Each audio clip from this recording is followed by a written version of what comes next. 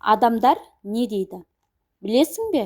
Бірде бір кісі иман Ахмад ибн Ханбалдан кісілердің міне сөзін қалай құтыламыз деп сұрайды. Сонда Ахмад: оларға қалағаныңды бересің, қарымта ештеңе алмайсың, саған зияны тисе де кесіріңді тигізбейсің, мұқтаждарын өтеп өз қажетіңді сұрамайсың.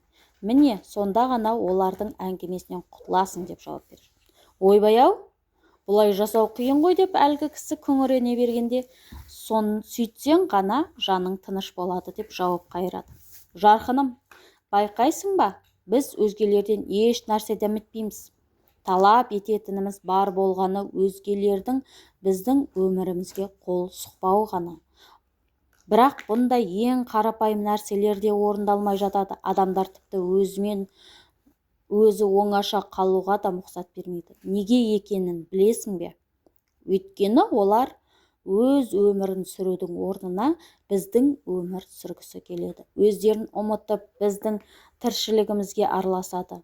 Мұрындарын өз беттерінде екенін ұмытып, біздің өмірімізге тұғуға құмартады.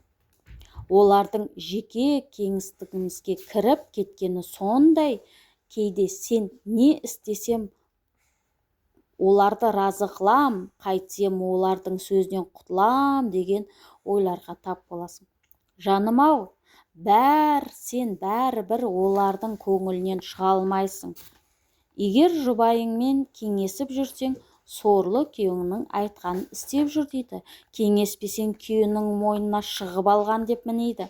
Көшеде аунап жатар маскүнем болсаң да, намазын қаза қылмайтын тақуа болсаң да, ондайлар саған ешқашан разы болмайды.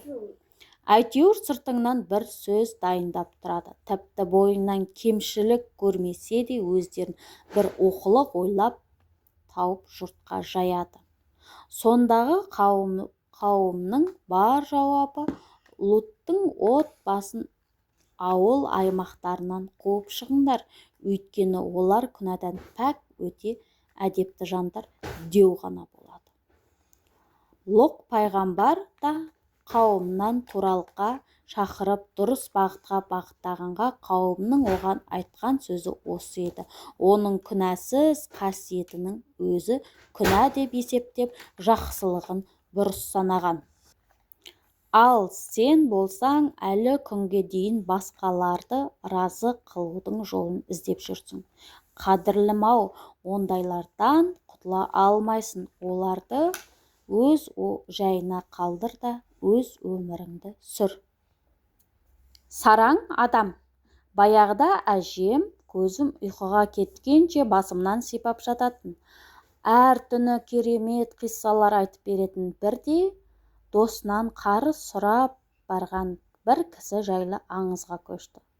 Біреу досынан қарыз сұрап барса, досы өзінің де жағдайы мәз емес екенін айтып, басқа бір кісіге сілтеп: содан сұрап көр, бір берсе сол бере алады дейді. Досы әлгі жанның үйіне қарыз сұрауға келсе, ол кісі ауырып қалған қойын емдеп жатыр екен. Малы көп болса да, бір қойы үшін осынша бәйек болып жатқан бұл мені жарылқай ма, нағыз сараң екен деп артқа қайтып кетеді. Досына қайтып келіп көргенін айтады. Досы қайта сол адамға сілтейді.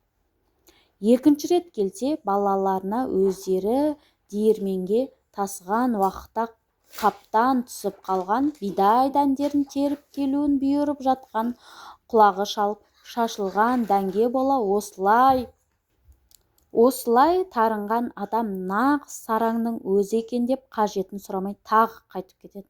Досына көргенін айтып келгенді досы қайтадан сол сараң кісіге жұмсайды.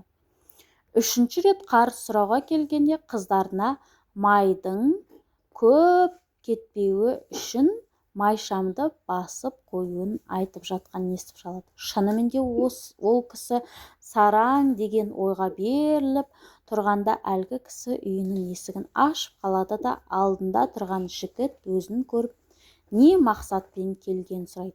Сонда жігіт былай дейді: шынымды айтайын, қажеттіліктен келіп тұрмын. Досыма барсам, оның да жағдайы менікіндей екен.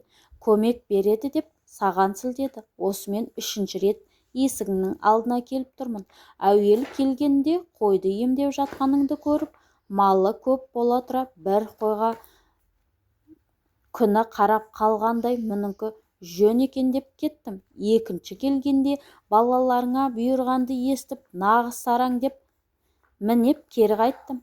Міне, 3-ші келгенімде қыздарыңа айтқанды құлағым шалып қалды.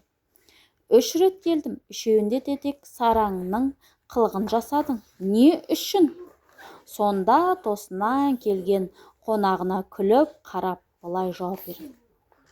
Ешкі алдын қуатты еді, сүтін көп сауып іштікте әлсіреп аяғында тұра алмайтын халге жетті. Ауырған кезде қарамай қойсақ, нағыз опасыздық емес пе?